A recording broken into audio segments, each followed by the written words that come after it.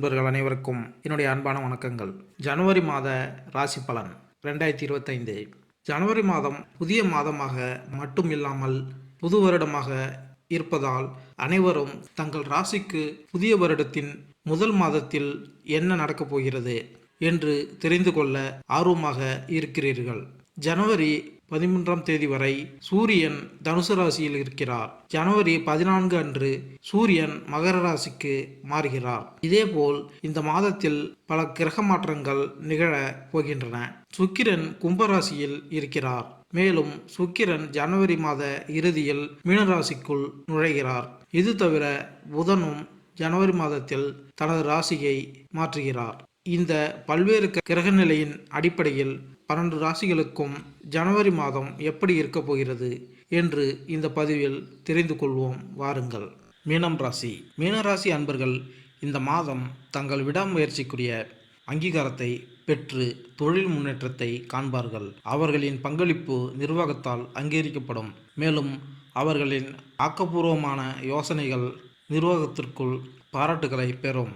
மீனராசிக்காரர்கள் வணிகத்தை தொடங்குவதற்கு சாதகமான சூழ்நிலைகளை காண்பார்கள்.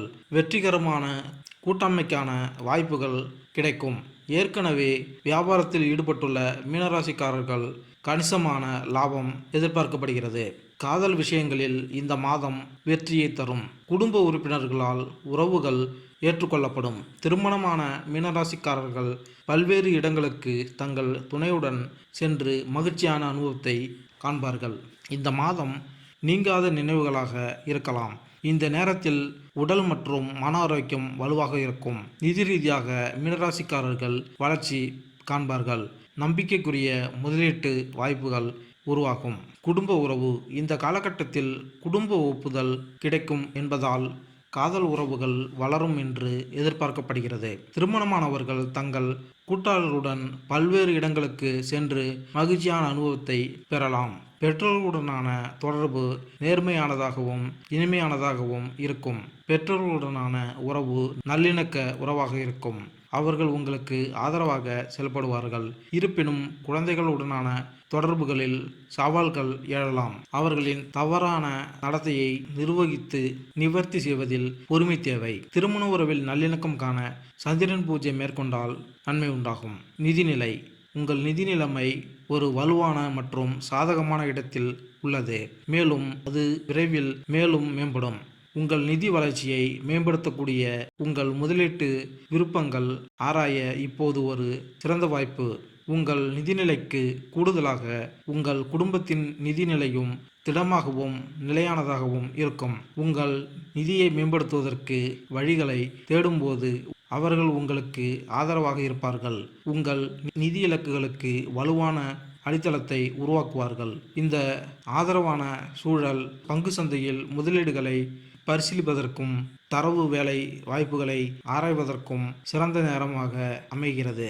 இந்த நம்பிக்கைக்குரிய நிதி காலகட்டத்திற்கு நீங்கள் செல்லும்போது இந்த செயல்கள் உங்களுக்கும் உங்கள் குடும்ப உறுப்பினர்களுக்கும் நன்மையான விளைவுகளை ஏற்படுத்தலாம்.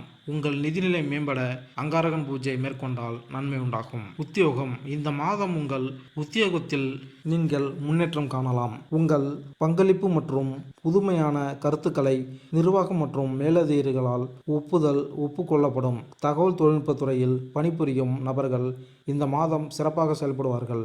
உங்கள் கடின உழைப்புக்கு நல்ல நன்மதிப்பை பெறுவீர்கள். ஆசிரியர் துறையில் பணிபுரிபவர்கள் தங்கள் தொழிலில் சிறந்து விளங்குவார்கள். உற்பத்தி சார்ந்த துறையில் பணிபுரியும் மீனராசியினர் வேலைகளில் சில பின்னடைவுகளை சந்திக்க நேரிடும். ஆனால் இறுதியில் வெற்றி பெறுவார்கள். மருத்துவத்துறையில் பணிபுரிபவர்கள் வளர்ச்சிக்கான சிறந்த தருணத்தை காண்பார்கள். தற்போதைய காலம் உங்கள் வளர்ச்சிக்கு உறுதுணையாக இருக்கும். ஊடகம் மற்றும் சினிமா துறையில் பணிபுரியும் நபர்கள் தங்கள் வளர்ச்சிக்கான கடுமையாக உழைக்க வேண்டியிருக்கும். அலுவலக நிர்வாகத்திடம் கனிவாக பேச வேண்டும். உத்தியோகத்தில் மேன்மை பெற பிரகஸ்பதி பூஜை மேற்கொண்டால் நன்மை உண்டாகும். தொழில்.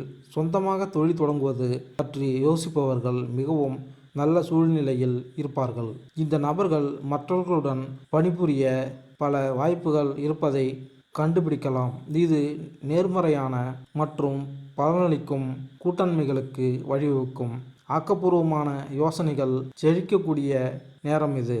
கூட்டு தொழில் நற்பலன்களை அளிக்கும். ஏற்கனவே வியாபாரம் செய்து கொண்டிருக்கும் மீனராசிக்காரர்களுக்கு தொழிலில் பிரகாசமான நிலை இருக்கும். அவர்களின் கடின உழைப்பும் அர்ப்பணிப்பும் பலனளிக்கலாம். லாபத்தில் குறிப்பிடத்தக்க அர்ப்பணிப்பை அவர்கள் எதிர்பார்க்கலாம். இந்த காலம் உறுதியளிக்கும் நிதி வளர்ச்சி மற்றும் அவர்களின் வணிக முயற்சிகளில் ஒட்டுமொத்த முன்னேற்ற உணர்வு ஆகியவற்றால் குறிக்கப்படுகிறது. மொத்தத்தில் மீனராசிக்காரர்களுக்கு இது ஒரு அற்புதமான உற்சாகமான நேரம். அவர்களுக்கு ஏராளமான வாய்ப்புகள் உள்ளது. மாணவர்கள் ஆரம்ப மற்றும் இடைநிலை கல்வியில் உள்ள மாணவர்கள் இந்த மாதம் குறிப்பிடத்தக்க கல்வி சாதனைகளை அடைவார்கள் என்று எதிர்பார்க்கப்படுகிறது. பட்டதாரி மாணவர்களுக்கு புகழ்பெற்ற ஆசிரியர்களின் உதவி கிடைக்கும். அதன் மூலம் அவர்கள் சிறப்பாக செயல்பட ஒரு நல்ல வாய்ப்பு கிடைக்கும். வெளிநாட்டில் முதுகலை கல்வி பயில விரும்பும் மாணவர்கள் தங்கள் இலக்கில் வெற்றியை அடையலாம். மேலும் ஆராய்ச்சி மற்றும் மேம்பாட்டில் ஈடுபட்டுள்ள மாணவர்கள் இந்த காலகட்டத்தில் தங்களின் ஆய்வறிக்கைகள் சமர்ப்பிக்கவும் அதற்கான ஒப்புதல் பெறவும் சிறந்த நேரமாக இந்த மாதம் இருக்கும். கல்வியில் சிறந்து விளங்க புதன் பூஜை மேற்கொண்டால் நன்மை உண்டாகும்.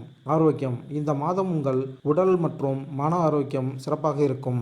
நேர்மறையான சூழல் காணப்படும். நீங்கள் ஆற்றலுடன் செயல்படுவீர்கள். இந்த நேரத்தில் குடும்பத்தில் உள்ள நேர்மறையான சூழ்நிலை மற்றும் ஆதரவான ஆற்றல் அவர்களின் மன ஆரோக்கியத்தை கணிசமாக மேம்படுத்துவதை காணலாம். என்றாலும் சில உடல் ஆரோக்கிய பிரச்சனைகள் குறித்து கவனமாக இருக்க வேண்டும். குறிப்பாக வயிறு சம்பந்தமான அசௌகரியங்கள் இருக்கலாம். மீனராசிக்காரர்கள் வெளியிலிருந்து உணவு உண்பதை தவிர்ப்பது நல்லது. ஏனெனில் இது எரிச்சல் மற்றும் பிற உடல்நல கவலைகளுக்கு வழிவகுக்கும். வீட்டில் சமைத்த உணவுகளில் கவனம் செலுத்துவதன் மூலம் அவர்களின் உணவு தேர்வுகளில் கவனம் செலுத்துவதன் மூலம் ஆரோக்கியத்தை தக்க வைத்துக் கொள்ள முடியும். உங்கள் ஆரோக்கியம் மேம்பட சூரியன் பூஜை மேற்கொண்டால் நன்மை உண்டாகும். மேலும் இந்த வீடியோ உங்களுக்கு பிடித்திருந்தால் லைக் பண்ணுங்கள், கமெண்ட் பண்ணுங்கள், மறக்காமல் சப்ஸ்கிரைப் பண்ணுங்கள். நன்றி, வணக்கம்.